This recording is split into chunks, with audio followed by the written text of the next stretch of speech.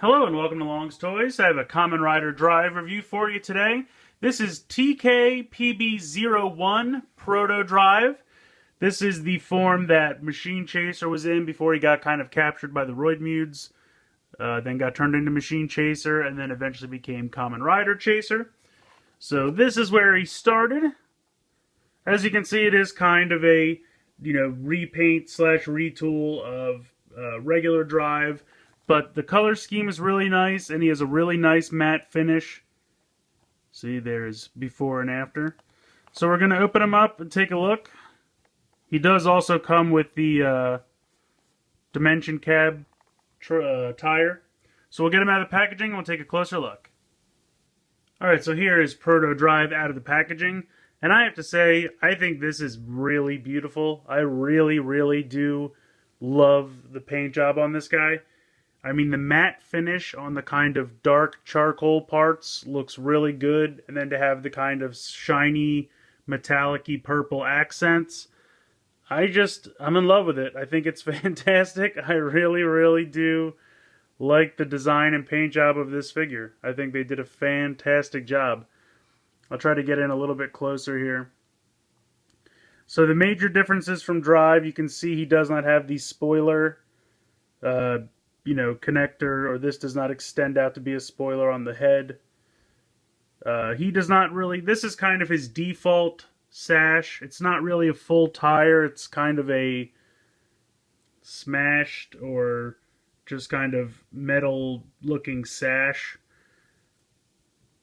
But I mean, the matte finish on the most of the body here is what really does it for me. I just think that looks really fantastic. And the metallic purple accents really highlight and contrast well. As you can see, he's got the speed logo on the driver. He's got 3 cars. They're not painted, but the car in his wrist brace there, or shift brace I should say, is painted. And then down here on the legs, not much going on, but just looks really nice. Really, really sharp. He's got the white lines on the side. Not really much going on in the back. Just kind of black. He does have the red on the back of the head. So all in all, I really like the look of him. I think he looks fantastic. So he does come with the Dimension Cab tire. And the cool thing about this is, it's actually 2 pieces. And I'll show you why in a minute. But you'll see there are tiny magnets. So it clicks together. And if you match up the magnets with the kind of little raised piece, it'll click in. There it goes. And stay together pretty well. But you can definitely feel the magnets, like as soon as it gets close, it sticks, which I think is really cool. It's a really nice touch that I did not expect. I kind of thought they were just going to loosely click together, or one piece was going to click into the other. But let me show you how this works. Basically, like any other tire change, you're going to pop this off. And one thing I will say real quick, you'll see that this has kind of 2 little tabs on one side. Whenever you're putting this on, they go in the back. So that just tells you how to put it on. It just lets you know that when you're putting this on, those 2 tabs go in the back. So you're going to take your Dimension Cab. And come on, you. There you go. Plug him on like normal. No problems there. Apparently a little problems because it won't. There we go. Now he's on. So you can see he is looking a little thick, a little bit out to the side, kind of like Dream Vegas. But how this works is you take this apart at the magnets.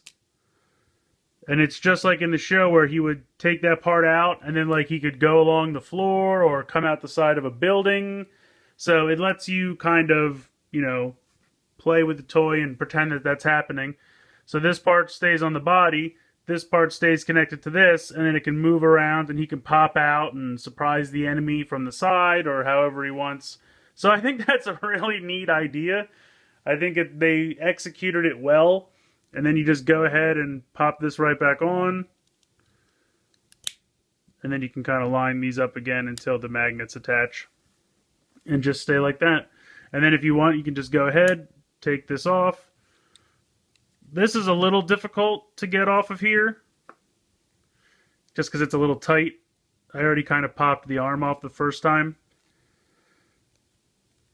Come on, you. So yeah, he really wants to stay connected to this piece. The problem is that there's no great place to grab it. I don't want to break this on camera.